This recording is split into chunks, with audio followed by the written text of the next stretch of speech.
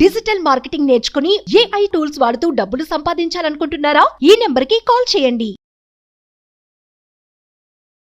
నమస్కారం డాక్టర్ శ్రీ ఆచార్య అనంతకృష్ణ స్వామి గారు. నమస్కారం అండి. కొన్ని క్వశ్చన్స్ ఉన్నాయండి, అవి అడుగుతాను. అందరూ అనుకుంటుంటారంటే కష్టపడి పని చేస్తే ఎంత దూరం ఉన్నా వెళ్ళొచ్చానని. ఈవెన్ దాన్ని నేను కూడా బిలీవ్ చేస్తాను. అది పక్కన పెట్టేస్తే అనంతకృష్ణ స్వామి నాగరాజు కలిసి మనీ మంత్ర అనేటువంటి సబ్జెక్ట్ యూట్యూబ్లోకి తీసుకొచ్చిన తర్వాత ఎలా అయిందంటే ఆలోచన స్థాయి మారిపోయింది. మీరు నేను ఇలానే కూర్చొని వీడియోస్ చేసాం. మనం కొత్తగా కూడా ఏం చేయలేదు, సబ్జెక్ట్ని ఎలివేట్ చేసుకుంటూ వెళ్ళిపోయాము. గౌరవ డాక్టరేట్ వరకు డాక్టర్ శ్రీ ఆచార్య అనంతకృష్ణ స్వామి గారు వెళ్ళారు. అది నాకు గ్రేట్ అచీవ్మెంట్ అని చెప్పాలి నా లైఫ్లో, నాకు పర్సనల్గా అయితే. ఎందుకంటే సార్, ఒక సబ్జెక్టు ఇలా కూడా ఉంటుందా అంటే ఆలోచన స్థాయిని ఇలా కూడా మార్చొచ్చాను. చాలామంది మోటివేషన్స్ వింటూ ఉంటారు, ఎక్కడో పడిపోయి అంటే అప్పుడు విన్నంతసేపే బాగుంటారు. అప్పుడు దాని నుంచి ఏం నేర్చుకున్నారా అని అంటే, వీడియో వినటానికే బాగుంటుంది, మనసుకు తృప్తిగా ఆ టైం వరకు కలుగుతుంది. బట్ దాని తర్వాత మోటివేషన్ ఆగిపోతుంది. బట్ ఒక మనీ మంత్ర సబ్జెక్ట్కి వచ్చేటప్పటికే కంటిన్యూటీ ఉంటుంది. దానితో పాటు పాజిటివ్ ఫీడ్బ్యాక్స్ ఉంటాయి. ఎవ్రీ మంత్ నేను ఎంత అచీవ్ చేశానని చెప్పేసి ఫీడ్బ్యాక్ వీడియోస్తో పాటు నేను ఇంత గోల్డ్ కొనుక్కున్నాను, గోసేవ చేస్తున్నాను బయట, దాంతోపాటు నేను కొంతమందికి ఇలా దుప్పట్ల పంచి అనేది అని చెప్పేసి చెప్తూ ఉంటారు. Very happy for you. ఈ సబ్జెక్ట్ని మీరు రీసెర్చ్ చేసేటప్పుడు మీరు ఎలా అసలు థింక్ చేసుకుని ముందుకు తీసుకొస్తున్నారు? ప్రతి వీడియోలో ఓడ్ టు ఓడ్ నేను ఎప్పటికప్పుడు అడిగేదే. అంటే కొన్ని విషయాలు చెప్తే మారని DNA కూడా ఆటోమేటిక్గా మారిపోతుందేమో. అంటే కొంతమందికి హెరిడిటరీ ఇది అని ఉంటుంది. బట్ ఆలోచన స్థాయిలో ఇలా జస్ట్ టర్న్ అవగానే ఆ హెరిడిటరీ మీనింగ్ కూడా మారిపోయేంత, అంటే ఆ DNAలో చేంజ్ కూడా వచ్చేసేంత ఇదిగా చెప్తూ ఉంటారు సబ్జెక్టు. ఎలా సార్ అదే? కొన్నిసార్లు మీరు చెప్తుంటే నాకే అనిపిస్తుంది, ఒక విషయం ఎంత ఈజీ చేసి పడేశారంటే అని చెప్పేసి. అంటే ఈ సబ్జెక్ట్ అనేది మనము ఎక్కడి నుంచి ఎత్తుకొని తీసుకురాలేదు. మన జీవితంలో కలిగే అనుభవాల నుంచి మనం ఎక్కడెక్కడ పొరపాట్లు చేస్తున్నాం ఒకటి. రెండోది ఏంటంటే మన సబ్జెక్టులు ఎట్లుంటుందంటే, ఒక ఏదైనా సరే ఒక వ్యసనంగా మార్చుకోవడం, లేదంటే దేనికైనా మనం బానిస అవ్వడం. అంటే ఆలోచన విధానంలో నేను చెప్పేది, మన భౌతికంగా కాదు, ఆలోచన విధానంలో. ఇప్పుడు నేను ఇదే అని నమ్ముతాను అన్నప్పుడు వాడికి ఏం చెప్పలేము మనం. ఇదే అని నమ్ముతాను అన్నప్పుడు వాడికి ఏం చెప్పలేము. ఓకే, కొందరు ఉంటారు ఛాందసవాదులు ఉంటారు, వాళ్ళు ఏదైతే పట్టుకుంటారో అదే కరెక్ట్ అంటారు. ఇక దానికి నువ్వు ఎన్ని చెప్పినా ఇంకా వాడు నువ్వు వినడు. ఇప్పుడు మనం ఏం చేసామంటే అందరి జీవితాల్లో వాళ్ళు పాటించేదే దాన్ని సత్యమేంటో తెలియజేస్తూ ఉన్నతి వైపు నడపడానికి చిన్న చిన్న అఫర్మేషన్స్, చిన్న చిన్న మార్పులు చెప్పాము వాళ్ళ జీవితంలో. అప్పుడు ఒక చిన్న ఎగ్జాంపుల్ చెప్తాను. మీరు ఎన్నిసార్లు బయటకు వెళ్ళినా సరే ఖాళీ చేతులతో ఇంట్లోకి రాకండి. ఏదో ఒక వస్తువు తీసుకొని రండి, దానివల్ల మీ ఇంట్లో సమృద్ధి తోడవుతుందని ఒక చిట్టి తంత్ర చెప్పుకున్నాం మనం ఎప్పుడో. అవును, మీకు తెలీదు, నా క్లాస్కి వచ్చిన వాళ్ళు మ్యాక్సిమం కొత్త వాళ్ళు కదా, ఈ తంత్రం ఎవరు చేస్తున్నారంటే అందరూ చేతులు లేపుతారు. ఇంతకుముందు అది చేయనప్పుడు ఇప్పుడు పరిస్థితి ఎలా ఉంది అన్నప్పుడు బ్రహ్మాండంగా ఉందండి. చాలా మార్పు వచ్చింది జీవితంలో, చాలా అంటే చాలా. అంటే ఎప్పుడు ఇంట్లో అన్ని స్టాక్ ఉంటాయి, ఎప్పుడు కూడా ఇది ఖాళీ ఉండదు, అంత సమృద్ధి అనేది తోడవుతుంది. విచిత్రమైంది ఇక్కడ ఈ యొక్క చిన్న పదానికి మీరు చేసే ప్రక్రియకి మతంతో సంబంధం లేదు, మతంతో సంబంధం, దేవుడితోని సంబంధం లేదు, ఓకే, ఒక జాతితోని సంబంధం లేదు. నువ్వు మానవుడైతే చేస్తే సరిపోతుంది. దాంతోపాటు దీంట్లో కష్టము లేదు. ఇప్పుడు దానికోసం ఏదో చేయాలి, సాధన చేయాలి, గంటలు గంటలు కూర్చోవాలి, లేదంటే నేను దాని మీదే కూర్చోవాలి, పరిశోధన చేయాలి, అట్లాంటిది ఏం లేదు.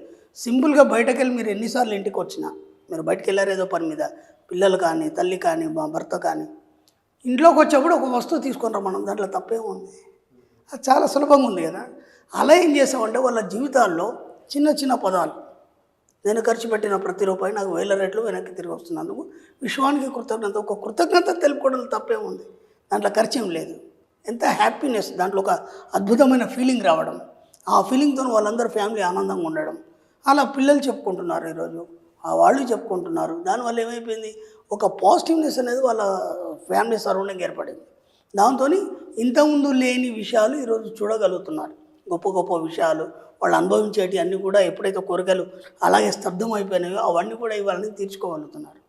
కాబట్టి మనం ఏం చేసామంటే వాళ్ళ జీవితంలో ఈ సబ్జెక్ట్ని వాళ్ళకి తెలియకుండానే ఒక భాగంలాగా చేసి వాళ్ళ జీవితంలో మార్పు వచ్చే విధంగా చూపించాం. కాబట్టి అందరు దాన్ని ఆదరిస్తున్నారు.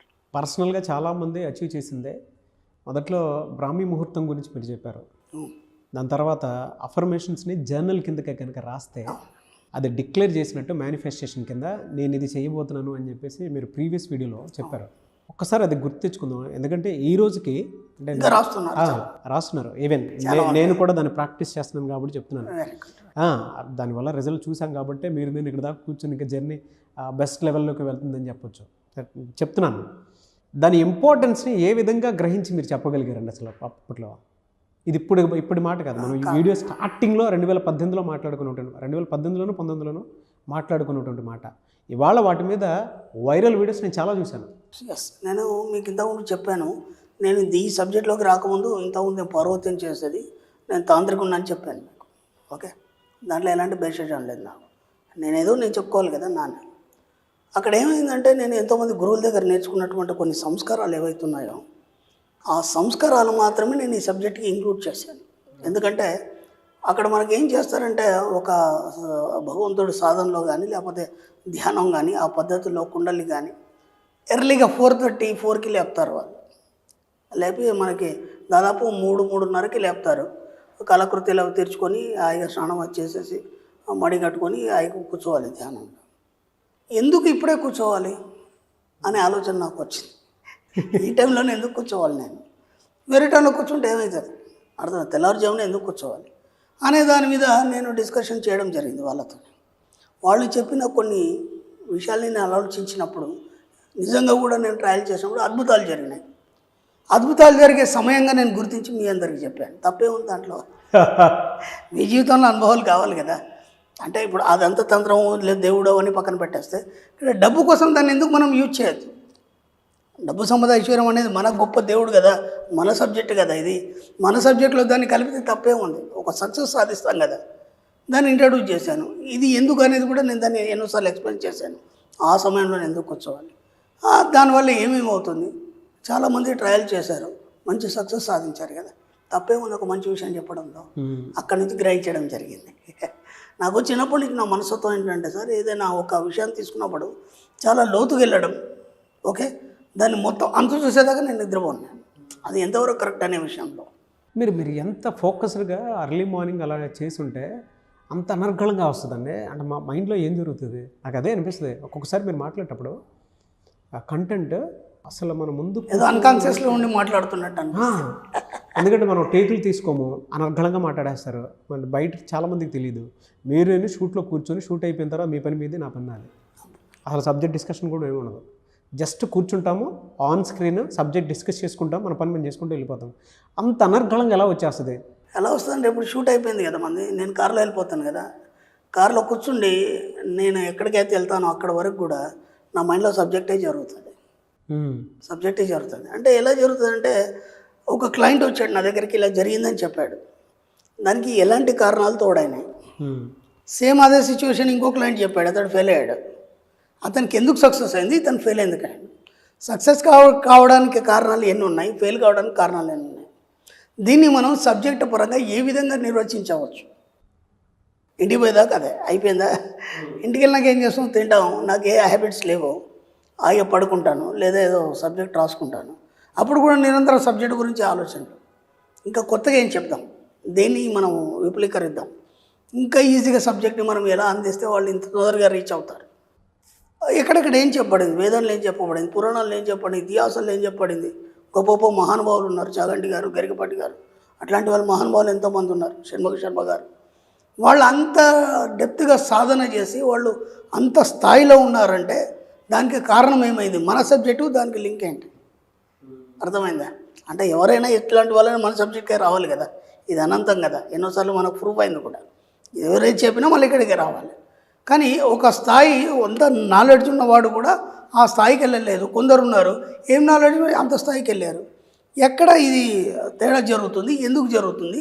సబ్కాన్షియస్ మైండ్లో జరిగే అద్భుతాలు లేదా అలజడులు, ఓకే, లేదా ప్రశాంతత, లేదా ఉన్నత స్థితి, ఈ 4 భాగాలు ఏవైతున్నాయో వాటిని నిరంతరం గమనిస్తూ వాటి గురించి ఆలోచిస్తూ దాన్ని సబ్జెక్టుగా మార్చే ప్రయత్నం చేస్తుంటారు.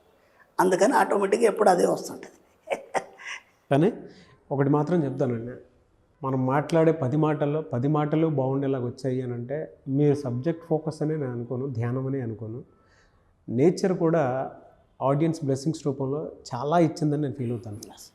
ఎందుకు ఈ విషయం చెప్తున్నానంటే సార్, సబ్జెక్ట్ని మీరు తీసుకువెళ్ళేటప్పుడు మీరు నేను స్టార్ట్ చేసినప్పుడు ఓ 10, 20, 30 ఎపిసోడ్లు అనుకుంటాం, కానీ నాకు ఉండేటువంటి డౌట్స్ని క్లియర్ చేసుకొని ఆడియన్స్కి కూడా కొంత డౌట్ ఉంటుంది కాబట్టి అది క్లారిటీ వస్తుందనే ఉద్దేశంతో చెప్పిన. అంత చిన్న విషయం కాదండి. ప్రతి సబ్జెక్ట్లోనూ ఏదో కొత్తదనం అండ్ దాంతోపాటు లైఫ్ ఎక్స్పీరియన్స్, ఒక లైఫ్ స్కిల్, ఒక స్పిరిచువాలిటీని యాడ్ చేసుకుంటూ ఇక్కడ దాకా తీసుకొచ్చారు. అది తెలిసి ఆ సబ్జెక్ట్ బ్లెస్సింగ్స్ మీకు, ఆ యూనివర్స్ బ్లెస్సింగ్స్ బలంగా ఉన్నాయి. నేనుగా అని భావించాను, నేనే సబ్జెక్ట్ అని భావిస్తాను. అదే, ఎందుకంటే అలా అయిపోయింది అంతే. ఇంకా వేరే ఆలోచనలు ఉండవు నాకు, వేరే పనులేం కూడా లేవు కదా. ఇదే పని కదా, అంత గొప్ప బాధ్యత అప్పచెప్పింది విషయం, దాన్ని సక్రమంగా నెరవేర్చకపోతే ఊరుకుంటుందా అది? ఇన్ని లక్షల కోట్ల మంది నన్ను ఎన్నుకుంది విశ్వపుత్రుడిగా, నేను అదృష్టవంతుని కదా. మరి ఇంకేం కావాలి? గౌరవ డాక్టర్ దాకా వచ్చారంటే మీరే నన్ను గొప్పగా చేసేంత, అంటే ఇలానే కూర్చున్నాము, ఇలానే మాట్లాడుకున్నాము.